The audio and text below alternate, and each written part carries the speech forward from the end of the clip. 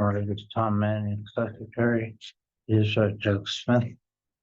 Is Bruce McMurray, who I will ask to sit for the vacant position tonight. And Bill Bunter, I will ask you to sit for Floyd Jarvis. Also, this is Tom Zeri, the Code Enforcement Officer for the town. For one application for us this evening, at the appropriate time, I'll have the secretary read the call. After he determines that the maiden or in order of us to begin. First time anybody speaks, please give us your name and address. After that, just your name is fine.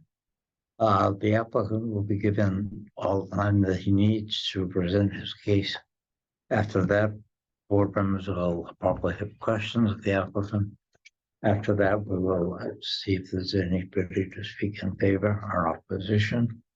Anything in the file, any letters from the town agency or the public. At that point, the applicant can rebut anything they feel is negative. And so on. So everybody will have a chance to say, but then just say, at the end of the public hearing, everybody's welcome to say, listen to the board's discussions, deliberations, but at that point, we can't take any more comments. So, public hearing portion is on.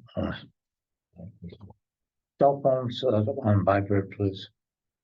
That's it. Mr. Manning. Okay. Call of the meeting. VAR 24-0004, 15 Gravel Street, accessory building, accessory dwelling unit. The description of the call is variance from section 4.2-2A, accessory buildings not more than 14 feet in height and not used for human habitation may be located in the required yard, provided they are not less than 6 feet from any side or rear yard line. Existing building meets the 40-foot setback from any street line. The existing location is legal non-conforming, existing height 14 feet in height, and including the ADU requires a variance from section 4.2-2A. And this is parcel number 261918412428, 15 Gravel Street. Right. The mailings were found to comply and be in order with section 9.1-8B of our zoning regulations. So we're all set to go. Good evening. David Atkinson, representing Mary and David Rodriguez, owner of 15 Gravel Street. Address. I'm sorry. That's 1184 River Road, Mystic. I apologize. The Rodriguezes currently have an accessory dwelling unit in the basement of their illegal accessory dwelling unit in the basement of their house at Gravel Street. Unfortunately, over the last few years, that basement dwelling unit has become less and less habitable due to rising water, high water table. They can't seem to pump the water out fast enough.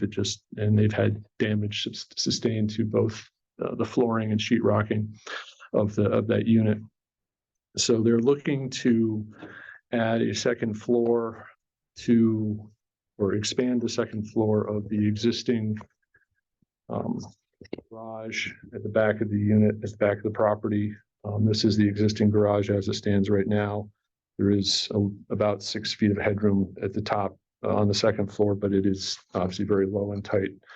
There's a difficult stair to get up there. So it's not really an occupied space, but it is over 14 feet in height now. If you look at what they're proposing, that's roughly the line of the existing roof, as you can see in comparison to that picture. And they basically just want to add enough of a second floor so that they can create a dwelling unit upstairs. reproduce the one that they have downstairs, basically a small kitchen, living bedroom, bathroom. They have in writing, I believe, sent to Mr. Zanarini a letter stating that they would abandon the basement dwelling unit permanently if this one were to be approved. As the notice was read, the variance is requested from section 4.2-2A due to the height. It's greater than 14 feet. As I said, right now the building is the garage is about 18 feet tall. They're going to go up to about 24 and a half, 25. So about a 6.5, 7 foot addition in height here. In terms of setback, I don't have a survey, but based on the GIS and the property lines, as you know, there's the major renovation going on next door. We have pretty good idea of where the property lines are. They are, I have it here somewhere. They are 6 feet from the rear property line approximately, and about 2 feet from the side property line. If you look at, there's the house and there's the existing garage, the rear property line, 6 feet, and then the side is 2. They're not proposing any footprint increase, just literally raising up the walls and the roof for the human habitation, which requires the variance. We did apply to the HDC and obtained a certificate of appropriateness for the architectural aspect of the project. And let me see if I have anything else here.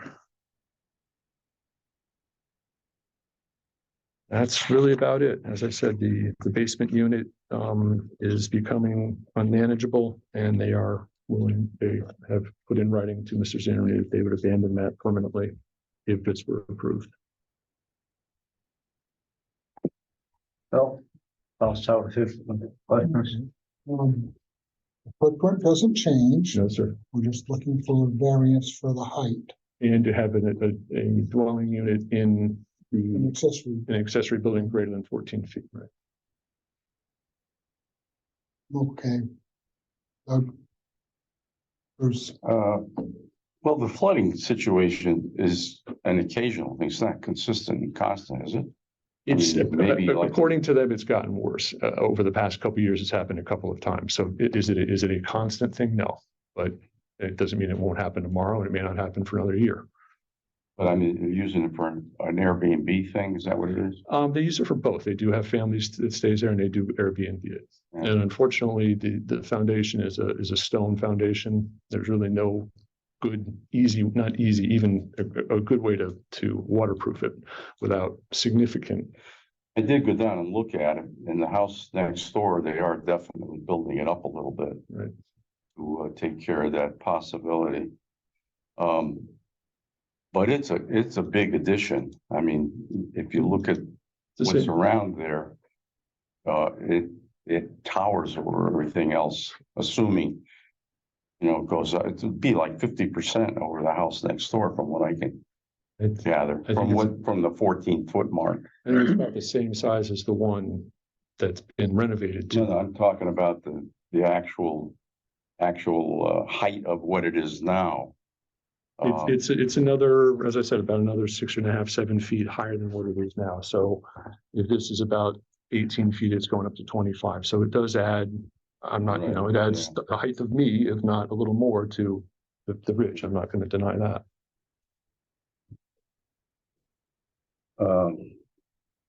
Yeah, it's like another house, essentially. It's a dwelling unit. I mean, we could take a look at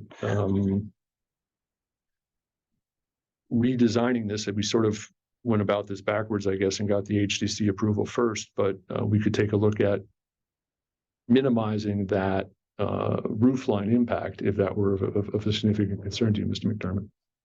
Yeah, that would be my major concern. I can understand the flooding which occurs, and it's a problem we're all going to have to face if we live near the water, for sure.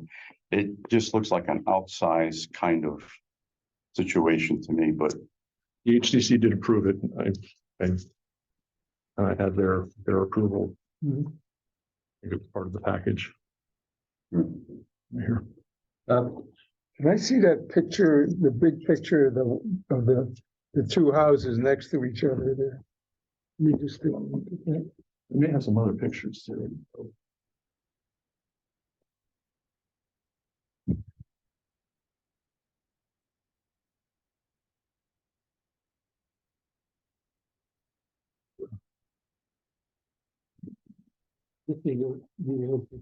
Mm-hmm. Yeah, from the street view, yeah. Are they built? This is what they added over here right next to them. Yeah, this is next door at 17 gravel. But 2 stories plus a roof, which is what, That's a house back there? sorry, sir? A separate lot back there? Well, this is the house that was lifted, and they're building a garage carriage house back there, or whatever you want to call it, a garage with a unit above. They meet all the setbacks because they have a bigger lot. But they're doing a similar size. In fact, the roof line is probably going to be very similar. I don't know. I don't have the dimensions of their roof, so I can't say for sure, but it's the full 2 stories with a sloped roof. So it's in the ballpark. It does presumably it meets the setbacks, because we haven't seen it. That one meets the setbacks because they have a through lot. Okay. This property does not. And the setbacks it doesn't meet is the side setback, which is only, Without doing a survey, it doesn't meet the side setback. That's correct. which is only 2 feet. Which is only 2 feet. Okay. But it's so. And that's the property. This is actually gone. This is the new carriage house. I don't have a pencil on me, but that's the new carriage house that I showed, that is shown. Yeah.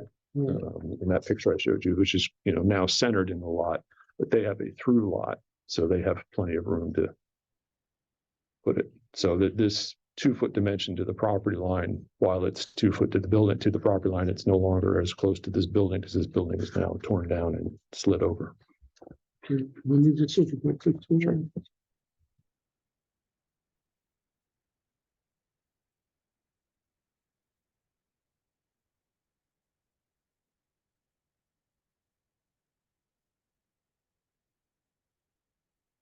We're going up, presumably whatever view was from that blue house in the background there is gonna be That's Mr. lessened. I think that's Eric's house. Yeah, I believe he's on the That's a, Zoom. that Yeah. blue one is a carriage house? McCarrick, Mr. McCarrick, I believe, is the Oh. owner. Okay,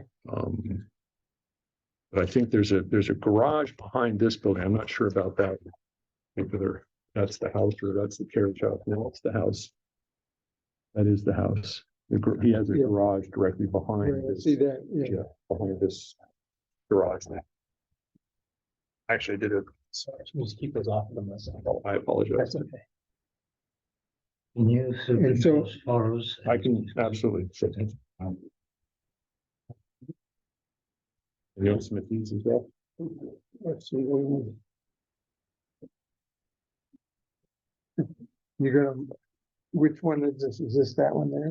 No, those are different ones. This was for the HDC application. I had all the houses up and down the street, which was required for the HDC application. If I mark this. This would be what, Exhibit 1. and we'll just call it, Streetscape photos. Okay. Would you like these photos as well? If they're new, we need them. Yeah. Yeah, I mean, the drawings you have, but you can have the, Thank you.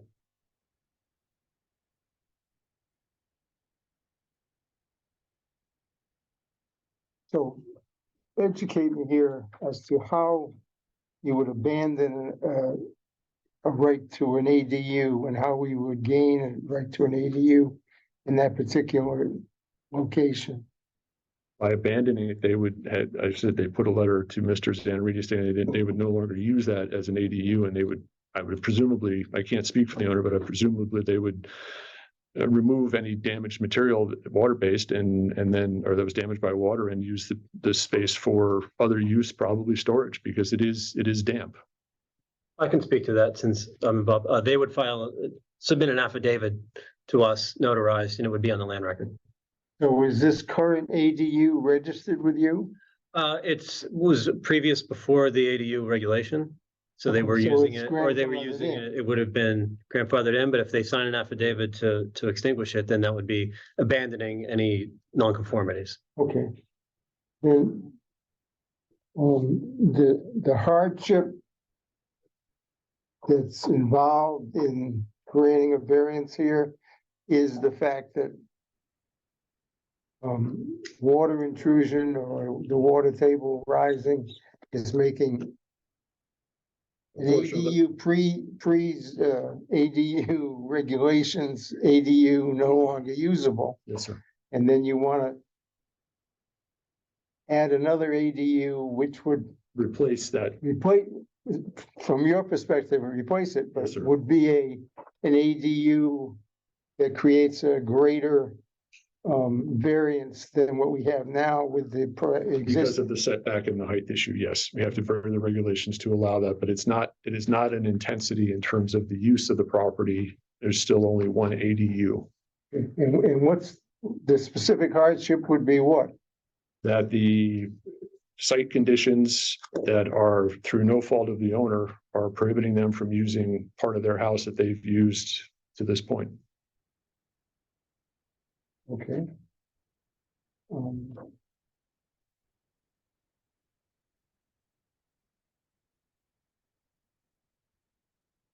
What about the guy next door? I mean, I or can't speak to the guy two next door. doors down where there's also intrusion and they may lose part of their use of their cellar or. And they may come see you and they may not. I can't speak to, obviously the neighbor next door is lifting their house up. So they don't have, occupiable space below the flood zone. And if you built new, you probably you couldn't build occupiable space below the flood zone because they're in a flood zone. Sure. They couldn't do that new. But the fact that the space is there, and again, through no fault of their own, just owning a waterfront property, that's the hardship that I'm approaching it with. Okay, all right. Thank you. Could you give me a little bit of information about the basement? Is it a typical basement that takes water that I can picture that most houses have? It's a laid stone foundation, so water will come in mostly from below. How high is the basement? I'm just trying to get a. Probably 7. It's not So you a could- high basement, no. But so in the intrusion of water, Is coming through the floor and my understanding through the lower parts of the walls. so it's not coming in off the river right now. My guess is probably a high water table that is maybe exacerbated by super high tides. If we have a rainstorm that, I live on River Road, that road, when you have a rainstorm and then you have a super high tide, the road is impassable in some areas. It's just, and to your point, it may not happen again for a year. It may not happen again for 3 years. It could happen tomorrow in tomorrow night's rainstorm if it's a super high tide. I just don't know.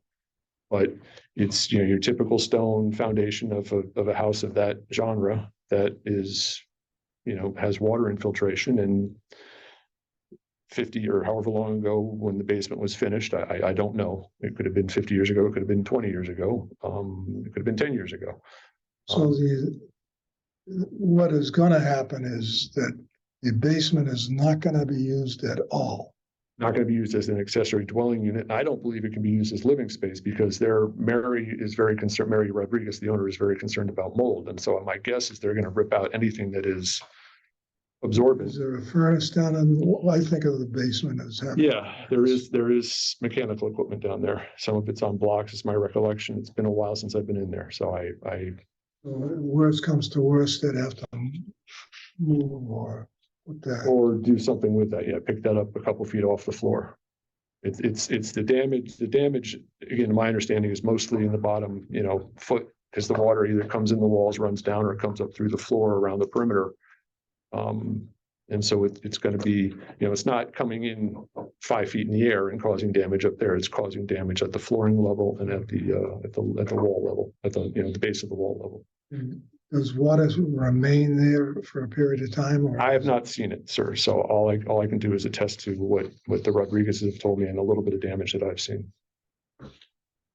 And what are we gonna do with that? We're gonna mark that exhibit 2. Exhibit 2.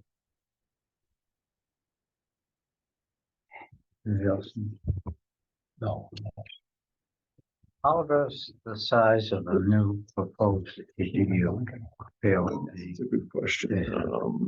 same, larger? It's probably, I'm gonna grab my scale. Based on your drawing, it's about 400, 600 square feet. Yeah, I'd say it's probably a couple hundred square feet large, a little bit, it's larger. May I borrow this back, sir? So this is. So it's 600, yeah, I'd say it's probably 150 square feet larger, approximately. I could be off 50 square feet one way or the other, but I think it's definitely larger. So we're fine. Have you considered shed dormers? If I considered shed dormers, again, we went to the HDC first. We liked the idea of the gable dormer that matched sort of the gable dormer. If you look at the front of this again, sorry to take it away. So that the gable dormer would then match in the back and have a similar window. I'm sure the owner would entertain shed dormers, yes. I have no doubt. In fact, I remember sketching some shed dormers and she wanted to go with this because of the gable, but if that were a condition of, or something that you want me to look at, I would have no doubt that they would entertain that. And possibly lower. Cam or something like, No cam, not required. oh. No, so many feet? Because it's the addition to an existing detached structure, so it's not. That's all I had. Is there anybody here who is there?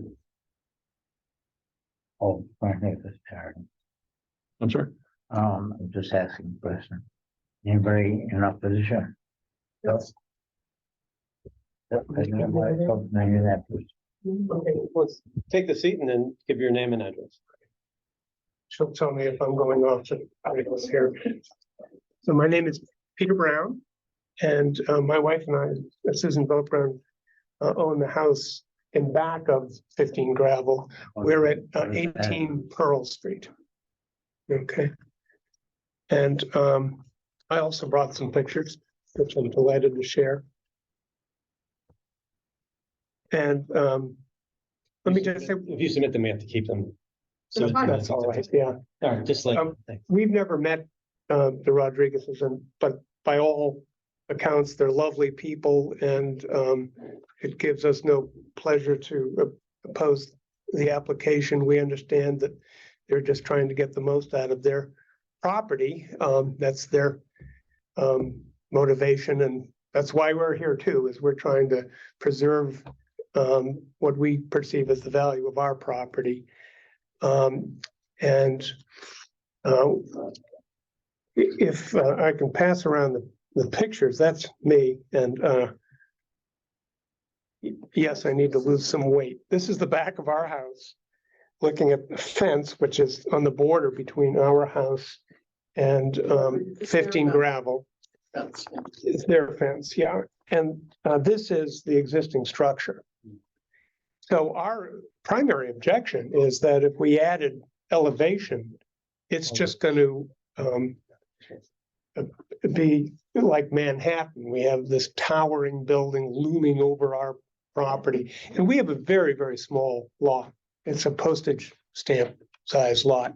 So every square inch of it is precious to us. And meanwhile, Mrs. Rodriguez has a lovely big lot, just put in a nice pool and plantings, and we don't have any objection about an additional dwelling unit per se. But we would submit that there's plenty of room elsewhere on their property to construct an additional dwelling unit if that was their primary motivation. Without towering over us, right? She has a lovely home, and when you see the pictures, we could see perhaps they could build a second story on part of their primary residence that would serve as additional dwelling unit for them. Plenty of other land where they presumably could put a structure that would accommodate their wish to have an additional dwelling unit. And we wouldn't have any objection, really, if they were to just reconfigure the garage without the additional elevation. But I guess we're 6 feet from the border. that structure is 6 feet from the border of our house. So adding another 6.5 or 7 feet would be a very significant addition, and it would cast, more shadow, and we'd lose sunlight, and it would just really diminish from our enjoyment of the property, but also potentially the value of the property. You have to be the point there. So, I'm not a land use lawyer, so forgive me if I stumble around a little bit. But I understand that there needs to be a substantial hardship here, which cannot be merely a financial or pecuniary. And to the extent that they want to put in the dwelling unit for revenue, that shouldn't be relevant. And again, it has to be that the configuration of the parcel in some way causes this hardship. And I don't think that's the case. I don't see how that would be the case. And we have a small deck or balcony off of the bedroom on the second floor. And putting up that additional elevation, putting a dwelling unit in there could really render that kind of useless, because you step out onto the balcony and you could practically lean over and shake hands with the person in the additional dwelling unit. It just seems very tight, very claustrophobic on our property. So, respectfully, we are speaking in opposition. May I speak also?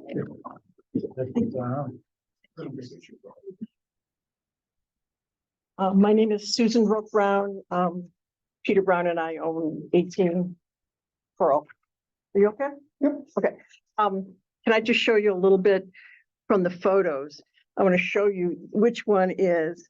This is the railing on our, so that's literally right on top of us. This is what's going to be high. And to be perfectly frank, I don't understand why it's 18 feet versus 14 feet, which I thought was as high as it was supposed to go. And now now they're asking for that many 4 feet. So this is the railing of our thing here. This is right on top of it. That goes up, more windows and everything facing us. That blue building is part of your house. No, the blue building is next door. That's how tight everything is. That is Mr. McCarrick's and his wife's. So That is theirs. if I'm looking at. Yeah. Your lot is this Yes. 478? 395 is that blue garage. Okay. And this is us, brown, right here. Okay. And this is the thing that's hanging over. This is where our second floor balcony is. And that's right on top of it. Now, we totally understand about the accessory dwelling unit. I understand that they have one and they want another one. That's fine with us. They should do it however they need to. We totally understand about the water. We flood all the time too, but we have a dirt floor in our basement. We get that. I mean, it's horrible. It's scary. The climate change is very scary. But we do object to this, and it's our understanding that Mr. McCarrick and his wife also object to this. But you'll have that information yourself. So we just think that they can make this garage into a lovely accessory dwelling unit without going higher. The grounds really are beautiful in that house. There's plenty of other spaces, and there's also part of the house is only one floor. They can add an exterior staircase if they want a separate accessory unit. The last thing we want to do is interfere with our neighbors and what they would like. It's just that this is important to us, and this is, we love it. We sit in our backyard. This is where we sit, out here. To have that hanging over us, that's not appealing at all. That's going to hurt the value of our house. And part of the, we love living in a historic district. We understand the Historic Commission has approved this, but we love living in a historic district with all this charm around us. We feel like this is not really in keeping with the charm. I mean, they have a lot of space,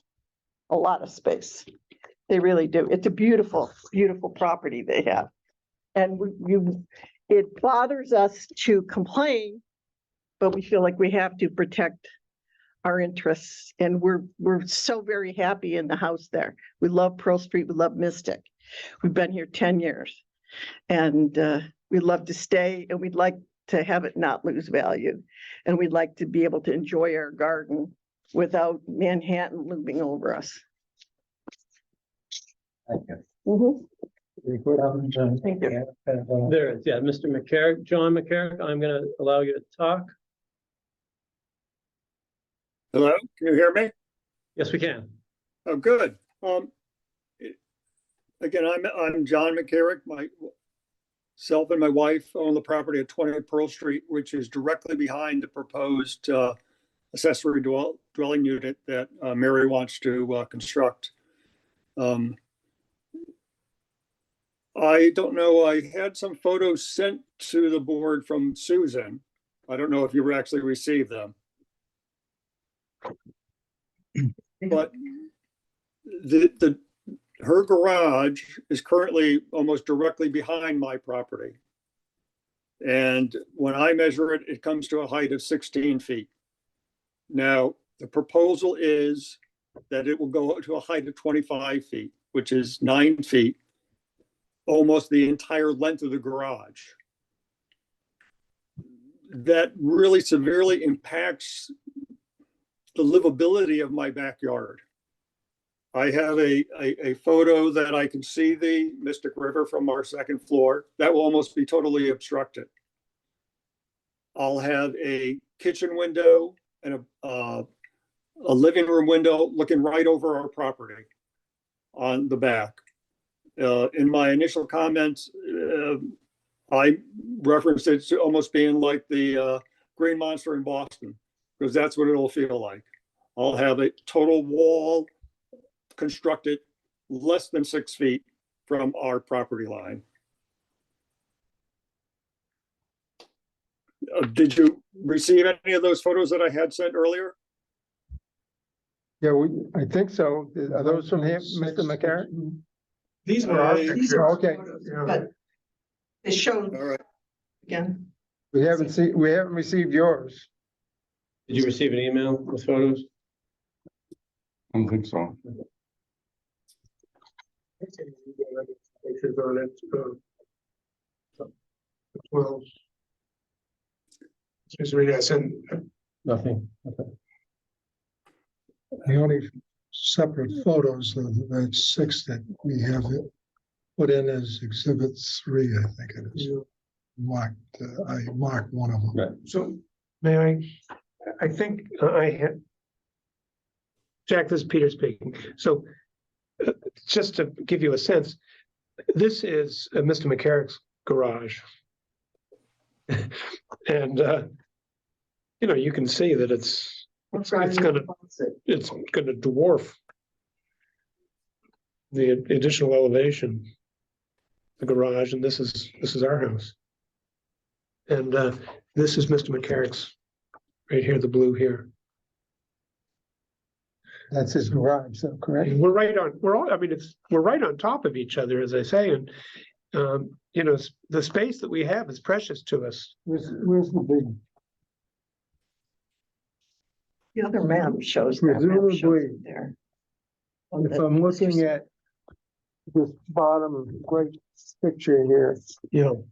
um, So Mr. McCarrick's. that's Mr. McCarrick's In the right there. background is his house, Yeah, correct? and there's another, Oh, that, those are yeah, pictures of okay. it too. Of his house or the garage? I think it's the That's house. the garage, that's the house. Okay, And it completely screens our house. So you can see how the structure itself is overwhelming with respect to our garden and house. right, but this picture here, that's part of his living quarters, Yes. looking over Yeah, yeah. the garage, correct? Yes. Okay.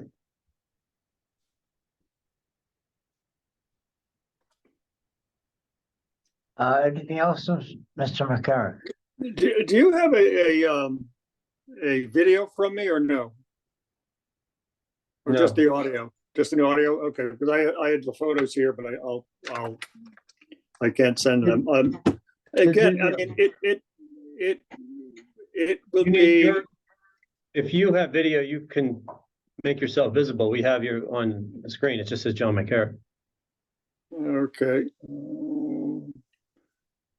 I wish I knew how. Okay. Sorry. I should have had one of my sons here. There should be a toolbar at the bottom where it has a video. Yeah, no, I bottom- don't see that it doesn't come Okay. up as the video. Okay. You see us. Disconnect the audio, leave, mute. No, unfortunately, I don't see the Okay. audio, video feed. You might not have a camera on your computer. Yeah. But again, it will increase, the size of the garage will go up 9 feet, almost and totally across the entire width of the current garage. And that is right on top of my backyard, right across from our bedrooms. It will obstruct over 50% of our view of the river that we have right now. And I'd say we came into that home because we had that view. I know it wasn't a large view, but that's what we had. And I agree with what Peter and Susan have said. I believe there's other things that Mrs. Rodriguez can do to create a accessory dwelling unit in another area of her yard.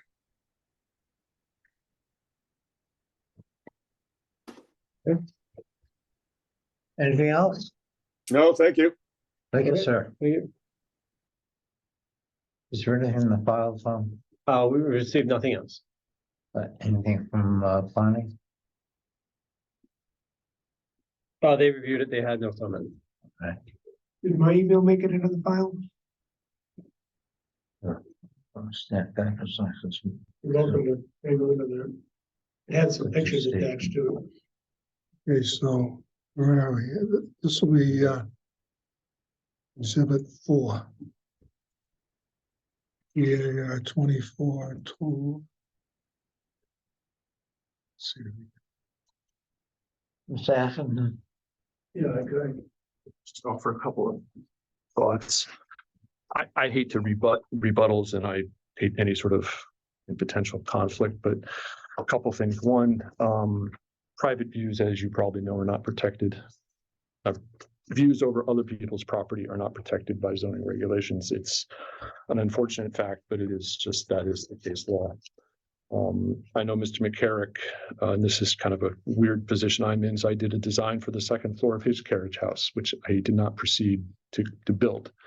So at some point, he was considering building a second floor on his little structure in the back. I don't know where that stands. And again, I did some schematic designs, and I have not talked to him in probably a year about that.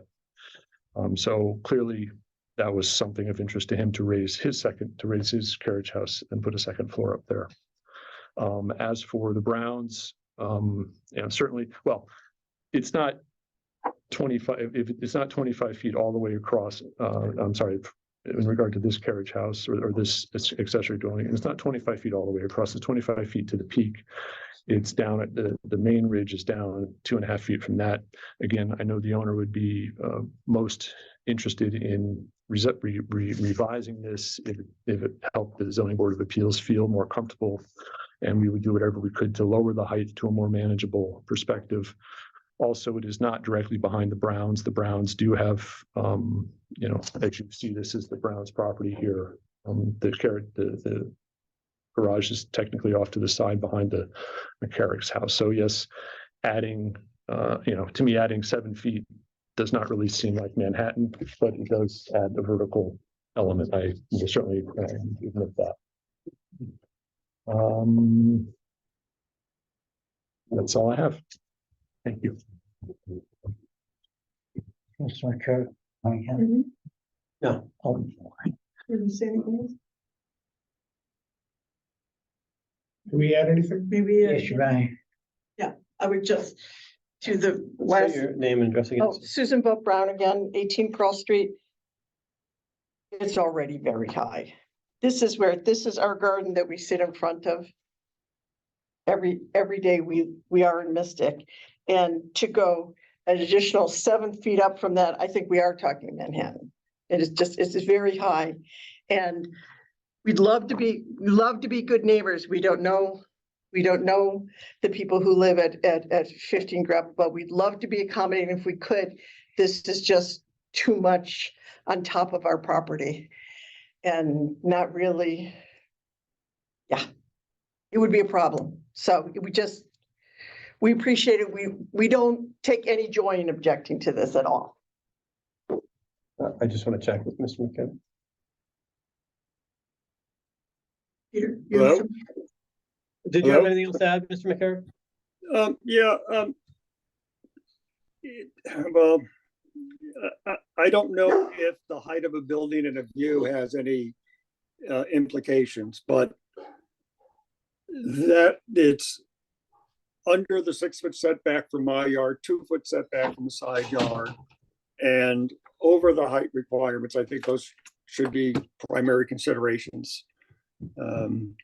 I did have David design an expansion of our garage, but I really, once I looked at that expansion and how it was going to affect the Browns and how it was going to look from the street, I decided not to pursue it. I dropped it, did not present my case to the Zoning Board of Appeals.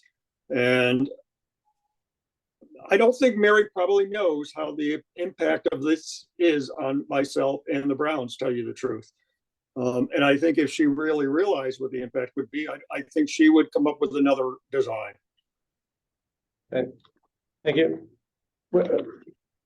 Mr. Brown. Is Peter Brown, 18 Pearl. I just want to remind ourselves that a variance can be granted provided that it can, if it's not without substantial impairment of the intent, purpose, and integrity of the regulations. I assume the purpose of the regulations is to protect homeowners.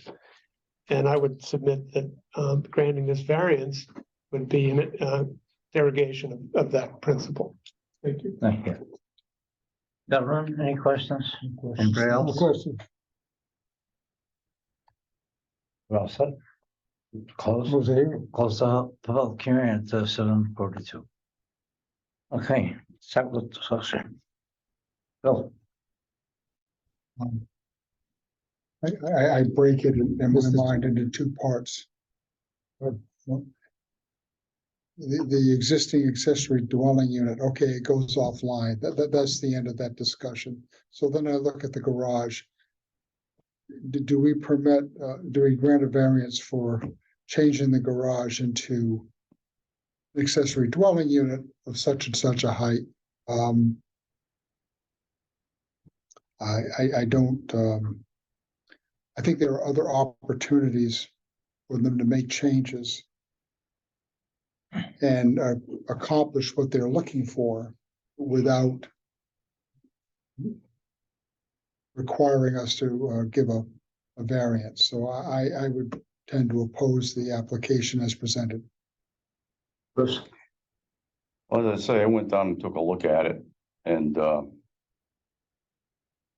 at 18 feet, which is where it is now, going up to 25, even though it's not a full 25 across the top of that roof, it's still a 38% increase. And if you had it at 14 feet, which is where apparently it's supposed to be, it's like a 50% increase. It's noticeable that it would be a problem there. I think, having looked at the property a little bit, I don't think there's a problem with reconfiguring that garage at all to make it usable the way it is now. And there are other things that can be done with the property too, I think. I think it's just too much, to be honest with you. So that's my feeling. I don't perceive any hardship here. That warrants granting of a variance. That's right. I don't perceive any hardship that warrants the granting of a variance. I would agree with everybody that's spoken that maybe going back and looking at alternatives might be an option rather than granting it at this point. Although it's much wiser than I have heard some of my bills, but you have a garage that is already 4 feet above what is current, what is grandfathered. So it can stay there regulations also say nobody can live there. Now you want to raise the roof and inhabit. Okay, the property card, there's almost 3,200 square feet in the house. Well, 3,200 square feet somewhere, they can carve out an ADU. I'm not sure that it's this board's job to solve a water problem. That's leverage is empty. He does that. So I can see no hardship. So somebody care to make a motion? Move that we grant the variance as requested. Is there a second? Second. Bruce? Any more discussion? All in favor, say aye. All opposed, say nay. Nay. Nay. Variance is denied. Unanimously.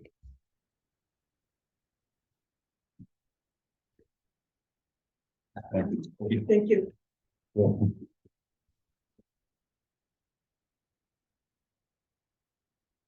Okay. Using the mailers. Thank you all. Thank you, guys. Thank you very much. Okay, Those are the mailings, Tom. Great. enjoy your garden. Thank you. Gonna go read it now.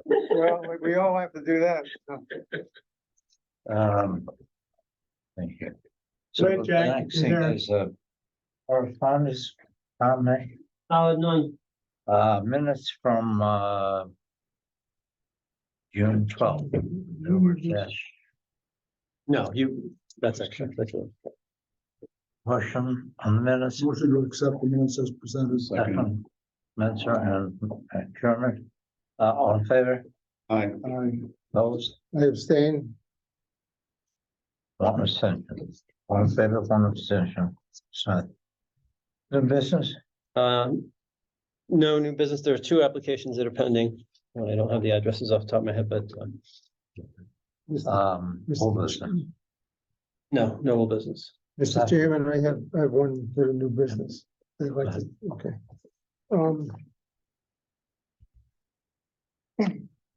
This goes back to the Fairview, the Oddfellows hearing that we had, okay? And it's more procedural than anything else, but I thought I wanted to hash it out with the group here to see how we want to go forward, but as we went through that, at the second hearing, I believe, we were about to vote, okay? And Tom stepped in and said they have an opportunity to request a continuance, okay? Which then happened in short order, okay? At the next meeting, which I was on Zoom at that point, and it was terribly difficult to be on Zoom in this situation, okay? At the end of discussions, it was clear, I think, that they weren't going to get it. And Tom again stepped in and said that they could withdraw at that point. And they did, in fact, withdraw, okay? It seems to me that once we've closed the hearing, okay, then no other business should take place except action on that particular item on the agenda, okay? We either vote up or down, okay? In the Fairview case, at the beginning, you tell them they have to get 4 votes to get it, and they decided to go forward with only 4 people sitting, okay? And at that point, some point later, that's when Tom jumped in and said they could wait and get 5, okay? In my view, when they accept that you say they can go with 4, but they got to accept it, then it's over. They can't come back and say later that they shouldn't. Mhm. Secondarily, on the second time around, when we're considering it for a vote, I don't think that Tom should step in and let them withdraw. I think we should have had an up or down vote on that particular application at that time. And I'll interrupt, but my job here is to let you know some procedural processes and to let them know. And I checked with their attorney and they were completely within the rights. I was correct to say they could postpone for 5 for a decision that was absolutely within their right, and then to withdraw. I'm not saying that you can't, they don't have those rights, but what I'm saying is, once we close the hearing, then the only business that should take place in front of this particular commission is action on that item, okay? Not entertaining a motion from the audience to withdraw or anything like that. The chairman could maybe recognize, and then would have to get a vote of all of us to agree to that particular thing. That's my view. But they can withdraw at any time. So I checked Once with it's our sitting attorney. before us, I do not believe that they can withdraw. I checked with our town attorney and they. Well, I had concerns. Well, show me where it says that then. I had concerns and I asked for a room from the town attorney about waiting for 5 people. The Mhm. town attorney said it was okay. Now, Well, that's one attorney. Bruce doesn't agree with the town attorney on his Five on his attorneys damn would say nothing to the- FOIA request. I don't agree with him on that, okay? In a prior life, I was an attorney, okay? I presided over hearings. When you have something before the commission, you should take the vote on it, okay? So I was trying to think how we could do that, and it seems to me the way we should operate when we close the hearing is someone should make a motion to approve the variance. Then the motion is on the table. Then we can, everybody has an opportunity to discuss it, and then you take the vote. That's- that- you're right. That's at how that it happens. point- Yeah. Once the motion is on the table, nothing else can happen out in the audience or anything else. We should deal with that particular item. Well, the public hearing was It's closed. closed. Right. So whether you put the cat before the dog or the dog before the cat, we've had, I don't know how many attorneys that have come before this board, and not one over 40 years has objected to the way we do it, which is we do a discussion and then we make a motion. I understand your point.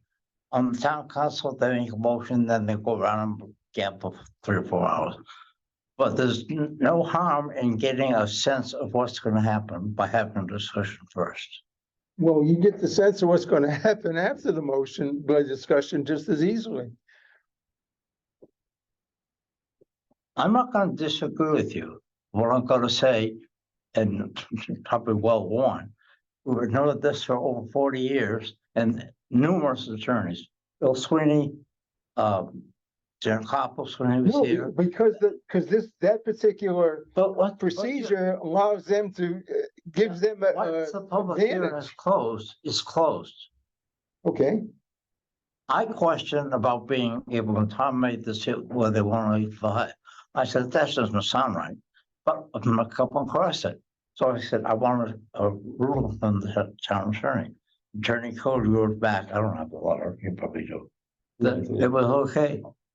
So I'm not gonna argue with the town attorney. If it's wrong, then it falls on his ass. did he write the written opinion? It was an email, but I can send it to you guys. Okay, if you would, please, yeah. I was kind of surprised myself, but Bring it up I'm- next I'm time, the Tom. I attorney. think That's a good learning point. I wouldn't have allowed it, but he said, yeah, it's okay. Well, I brought my Robert's rules today. So, and you can get lost in Well, Robert's rules. We've always gone by Bob's rules. They're not quite as strict as Robert. Well, And I think the town operates on Robert's rules. the council does. Well, the town should operate on Robert's rules as well. Okay, son, Bob is just looking at the job as Robert. Okay, anyway, I vented. That was it's been bothering me for a little while. and Well done. No, that's a good point. Yeah, Absolutely. I can get an opinion on the withdrawal process too, because we got the. Don't think that they should get 2 or 3 or 4 bites of the apple. You bring it to the board, you accept the fact that you need 4 votes, make your case, and we'll decide it. Okay. Okay? Yeah, I'll check with that. That's a good question. All right. But Is there a motion, Adjourn? I think in the end, though, justice was served. by the decision that. Well, I don't know what, I don't know what advantage it is to withdraw or getting an unfavorable decision. If it's denied, they have to wait 6 months for another application to be presented. Can't they do a denial with prejudice? You could do a denial without prejudice, That would yes, kind of- yeah. Which Generally, if they just withdraw, then it's cleaner and it's just done, there's no decision. Motion to adjourn this meeting. Second. Chairman Mentor, all in favor? Aye. Opposed? Okay, All right. thank you. 7:56. All right. Another